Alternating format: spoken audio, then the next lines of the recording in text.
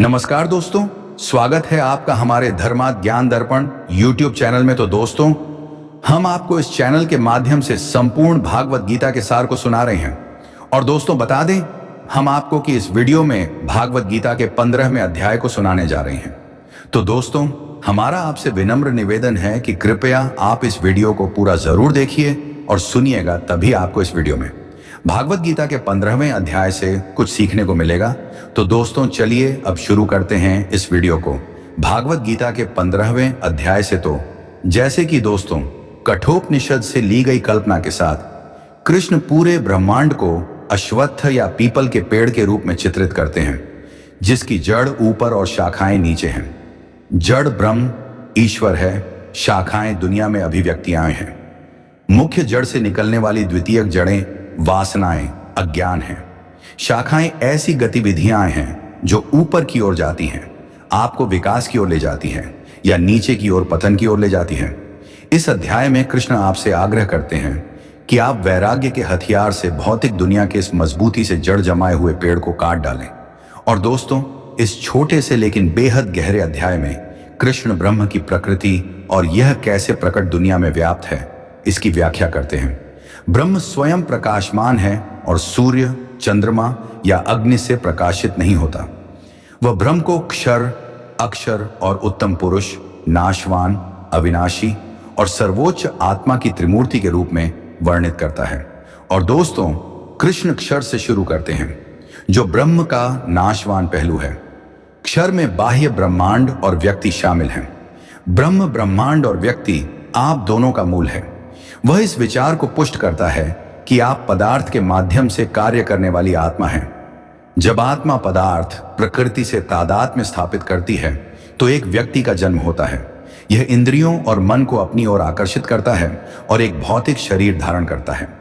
जब यह भौतिक शरीर में प्रवेश करता है और छोड़ता है तो यह वासनाओं, सुप्त इच्छाओं के साथ साथ सूक्ष्म शरीर, मन और बुद्धि को भी साथ ले जाता है। अज्ञानी लोग सत्य को समझने में विफल हो जाते हैं और दुनिया में होने वाले भौतिक परिवर्तनों से विचलित हो जाते हैं। केवल बुद्धिमान लोग जो अंतर्निहित वास्तविकता को देखते हैं, वे स्थायी शांति का अनुभव करते हैं। और दोस्तों, ब्रह्म के नाशवान होने की गलत धारणा को दूर करने के लिए कृष्ण उसका वर्णन अक्षर, अविनाशी कहकर करते हैं। ब्रह्म नाशवान जगत का अविनाशी आधार है। साकार ब्रह्म के रूप में कृष्ण कहते हैं कि वे सूर्य, चंद्रमा और अग्नि की प्रभा हैं। वे सभी प्राणियों को ऊर्जा से धारण करते हैं। वे पृथ्वी में प्रवेश करते हैं और वनस्पतियों का पोषण करते हैं। वे अग्नि हैं जो सभी प्राणियों द्वारा खाए गए भोजन को पचाती है। कृष्ण घोषणा करते हैं, मैं सभी के हृदय में स्थापित हूं। स्मृति, ज्ञान और उनका लोप मुझसे ही उत्पन्न होते हैं। वियोग का दुख, आस्क और पीड़ा विस्मृति से कम हो जाती है। स्मृति का यह लोप हमारे जीवन काल में आंशिक और मृत्यु के बाद पूर्ण होता है। यह एक महान वरदान है, क्योंकि यह जीवन के बोझ को हल्का करता है, जिसे अन्यथा सहन करना असंभव होता। इस भाग में कृष्ण कहते हैं कि ब्रह्म अक्षर है, अर्थात नाशवान जगत का अविनाशी आधार है। और दोस्तों, अंततः कृष्ण यह कहकर ब्रह्म पर लगाई गई तुम्हारी सीमाओं को नष्ट कर देते हैं कि यह सीमित संसार तक सीमित नहीं है। यह तो उत्तम पुरुष है, सर्वोच्च सत्ता, हमारी कल्पना से परे ब्रह्मांड। जब तुम किसी ऐसे व्यक्ति को सोना दिखाना चाहते हो जिसने इसे कभी नहीं देखा, तो तुम ऐसा कैसे करते हो? तुम एक सोने का आभूषण दिखाते हो और कहते हो कि यह सोना है। व्यक्ति की समझ आभूषण के आकार और माप तक ही सीमित है। इसलिए तुम टुकड़े को पिघलाते हो और कहते हो कि अविनाशी सामग्री जिससे यह नाशवान आभूषण बना है वह सोना है। लेकिन वह अभी भी सोने को नहीं समझ पाया है, क्योंकि सोने की उसकी धारणा केवल वह छोटा सा भाग है जो आभूषण में गया है। सोना अपने शुद्ध रूप में आभूषण से परे मौजूद है। इस प्रकार आभूषण और उसके निर्माण में लगे सोने से परे तीसरी इकाई को लाना आवश्यक है।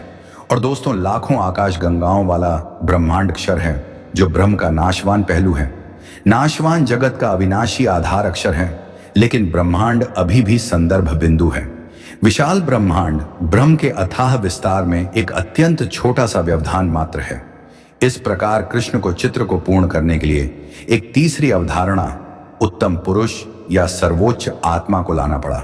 क्षर और अक्षर से परे उत्तम पुरुष है, जो जागृत, स्वप्न और सुषुप्ति के तीनों लोकों में व्याप्त है और अपनी आदिम महिमा में विद्यमान है। इसके साथ कृष्ण ब्रह्म का वर्णन पूर्ण करते हैं। और दोस्तों, सार रूप में कृष्ण कहते हैं कि मैं क्षण भंगुर संसार से परे हूं और शाश्वत आधार से भी ऊपर हूं। मैं संसार में और वेदों में पुरुषोत्तम सर्वोच्च सत्ता के रूप में विख्यात हूं। बुद्धिमान लोग पूरी दुनिया और उसके मोह को एक तरफ रखकर मेरी अभिलाषा करते हैं। वे पूरे मन से मेरी पूजा करते हैं और वास्तव में पूर्ण हो जाते हैं, और वे ही आत्मा बनते हैं। तो दोस्तों, आपको हमारी ये भागवत गीता के 15वें अध्याय की वीडियो कैसी लगी कमेंट करके जरूर बताएं। और दोस्तों, आपको हमारी ये भागवत गीता के 15वें अध्याय की वीडियो आपको अच्छी लगी हो तो प्लीज हमारी इस वीडियो को एक लाइक जरूर कर देना। और दोस्तों, आपने अभी तक हमारे इस चैनल को सब्सक्राइब नहीं किया हो तो प्लीज हमारे इस चैनल को सब्सक्राइब जरूर कर देना, क्योंकि आने वाली इसी तरह की भागवत गीता के संपूर्ण सार की वीडियो की नोटिफिकेशन आप तक सबसे पहले पहुंचे। तो दोस्तों, तब तक के लिए धन्यवाद। मिलते हैं इसी तरह की अगले भागवत गीता के अध्याय की वीडियो में। जय श्री कृष्ण।